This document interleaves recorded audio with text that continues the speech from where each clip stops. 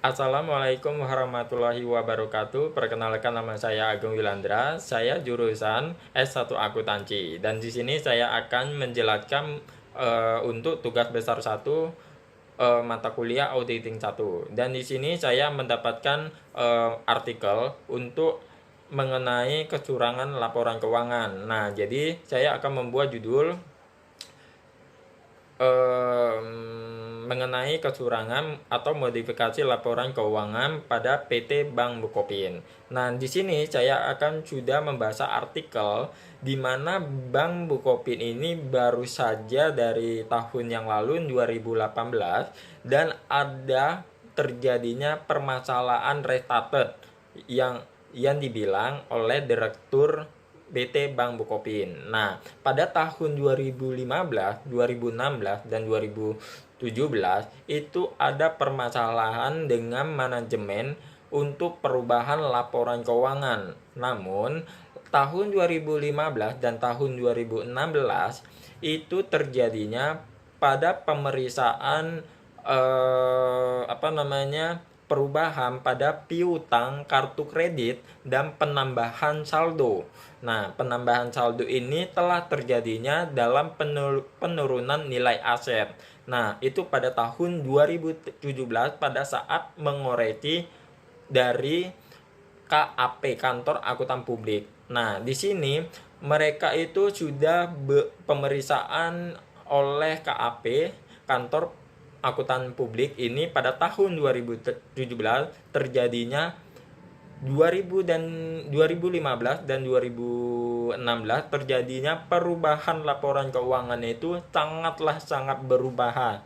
Jadi terjadinya mereka harus laporannya itu betul-betul semua harus dari awal, mana yang benar dan mana yang salah akan diperbaiki oleh KAP. Nah, namun setelah dikoreksi oleh KAP, mereka akan mengajukan dengan OJK. Nah, OJK ini akan pengawasan di mana dalam kesalahan laporan keuangan PT Bank Bukopin selama 2015 dan 2016. Nah, bahkan 2017 akan semua sudah pemeriksaan yang lebih detail, teliti, dan benar. Nah, jadi pada tahun 2018 lah untuk sudah mengetahui di mana laporan keuangan itu sudah benar. Maka banyak sekali dari dampak penyebab terjadinya dan lain sebagainya, dan ini saya akan menjelaskan beberapa penjelasan yang terjadinya dampak dan penyebab terjadinya di PT Bank Bukopin ini ya. Nah, penjelasan ini yang pertama adalah bagaimana cara pelaku pada manajemen melakukan kecurangan laporan keuangan. Nah, ini beberapa cara pelakunya ya. Yang pertama, revisi signifikan pada pendapatan provisi dan komisi yang tercatat 1,06 triliun diubah menjadi 317,88 miliar, dan revisi ini menyebabkan penurunan sebesar 743 miliar. Yang kedua, pendapatan bunga dan syariah direvisi menjadi 3,59 triliun menjadi 3,57 triliun. Yang ketiga adalah revisi anak perusahaan PT Bank Syariah Bukopin. Nah, yang terjadinya adalah penurunan penyisihan yang membuat kerugian pada nilai aset keuangan yang direvisikan 649,05 miliar menjadi 797,65 miliar, dan hal ini yang menyebabkan peningkatan bagian perseroan yaitu 148,6 miliar. 4 itu adalah revisi di mana pada total kredit dan pembiayaan syariah itu sebelumnya 72,47 triliun menjadi 70,56 triliun. Yang kelima adalah total aset direvisi turun 2,62 triliun menjadi 102,78 triliun. Wow, gede banget ya. Keenam, adapun total revisi total ekuitas itu dari 9,53 triliun menjadi 6,91 triliun, dan ada perubahan penurunan total ekuitas yang mempengaruhi oleh saldo laba dari 2,62 menjadi 5,52 triliun. Ya, bagian kedua adalah penjelasan dampak terjadinya kecurangan atau modifikasi kecurangan laporan keuangan. Nah, itu ada beberapa 3 dampaknya. Yang pertama adalah tidak terdapat aliran dana pada transaksi abnormal terjadi. Yang kedua, tidak terdapat dampak khususnya yang mengganggu pada layanan operasional dan layanan nasabah maupun dampak hukum. Yang ketiga adalah dampak terhadap rasio kecukupan modal atau yang disebut dengan CAR. Perseroan memang mengalami penurunan sebesar 10,52% di akhir posisi tahun 2017. Bagian ketiga, penyebab terjadinya kecurangan laporan keuangan itu ada 2. Yang pertama adalah seluruh revisi yang menyebabkan laba operasional bank yang dikendalikan oleh Bosowa Group yang sebenarnya sebesar 676,75 miliar dibandingkan di publikasi sebesar 1,39 triliun. Yang kedua, itu adalah hal ini dapat menyebabkan laba bersih yang pada tahun 2016 sangat pertumbuhan meningkat itu sebesar 13,13% dibandingkan dengan tahun 2015 telah anjlok sebesar 81%. Ya, bagian penjelasan prosedur audit apa aja yang mendeteksi kecurangan laporan keuangan. Dari penjelasan saya, setelah membaca artikel dengan beberapa kecurangan laporan keuangan itu sudah memiliki dengan analisis, ya. Ada jenis analisis itu saya membaca yang pertama itu menggunakan dengan analisis vertikal. Jadi vertikal ini sudah membuktikan laporan keuangan.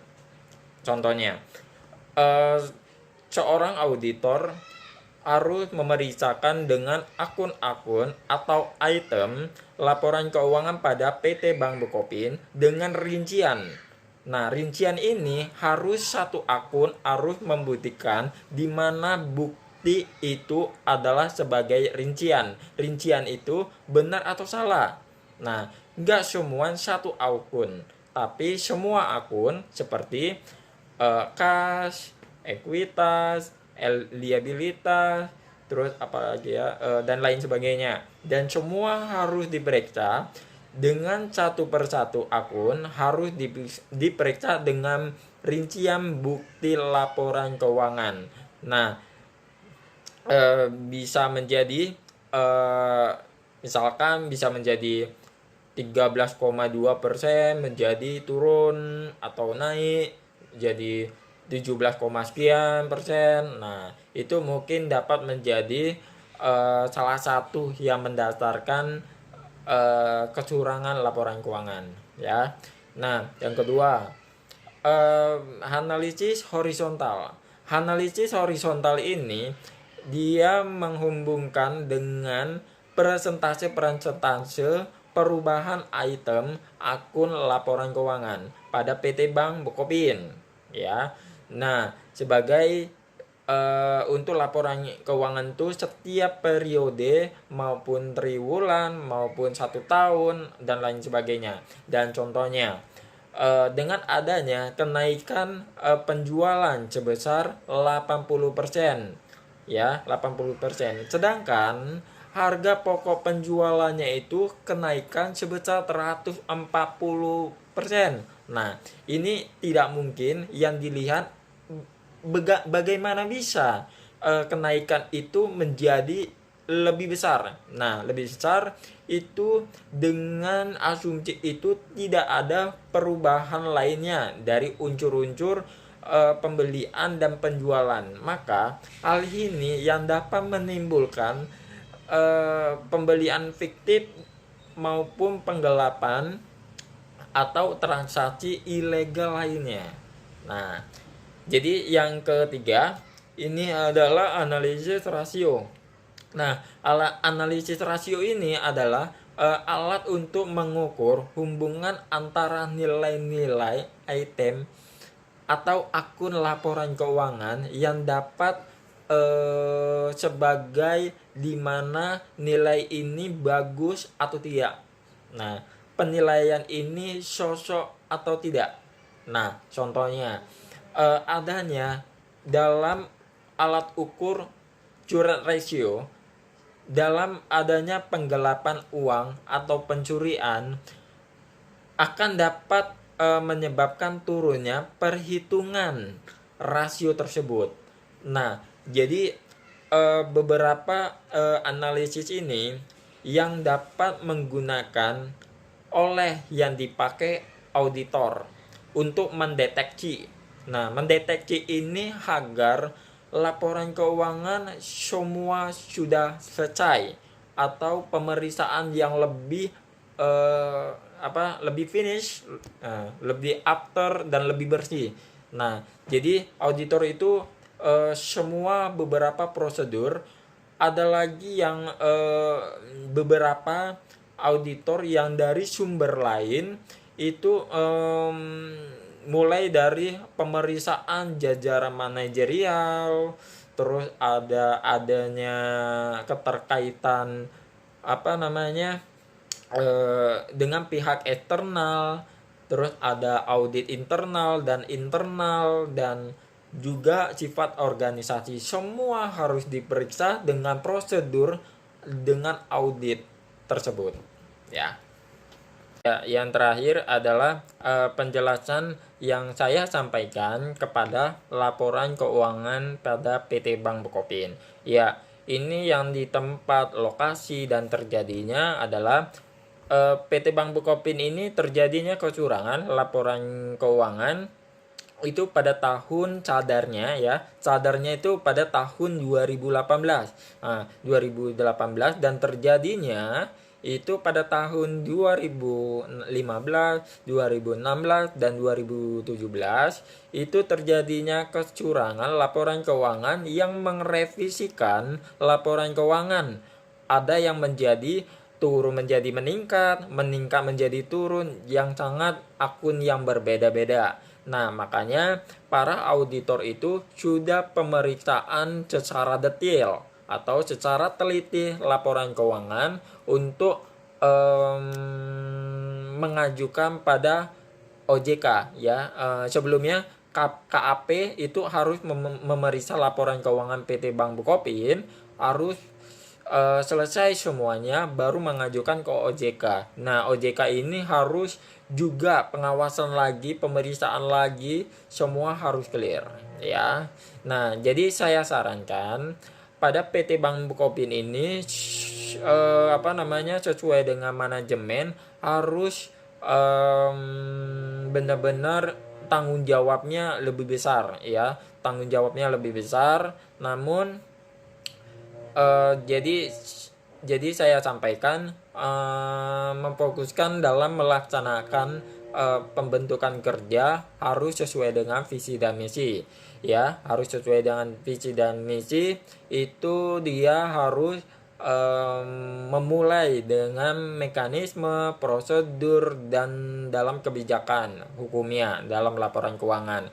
Nah, jadi setiap pegawai PT Bank Bukopin dari manajemen ini harus diwajibkan mempunyai sebuah sertifikat profesi akuntan publik ataupun akuntansi keuangan. Nah, maka jadi mereka itu tidak sembarangan mengganti dan merevisi laporan keuangan. Nah, jadi yang terakhir saya sampaikan lagi untuk meningkatkan kesadaran pegawai yang akan pentingnya detektif fraud melalui konsep Know Your Employer. Ya, ini tidak hanya membagikan menjadi tanggung jawab bagi divisi sumber daya alam, maksudnya sumber daya manusia ketika melaksanakan referencing checking, ya. Jadi sebagai penjelasan ini untuk tugas besar 1 untuk mata kuliah auditing 1, dan saya sudah mengenai penjelasan semuanya, dan saya Ageng Wilandra mau mengakhiri penutupan. Wassalamualaikum warahmatullahi wabarakatuh.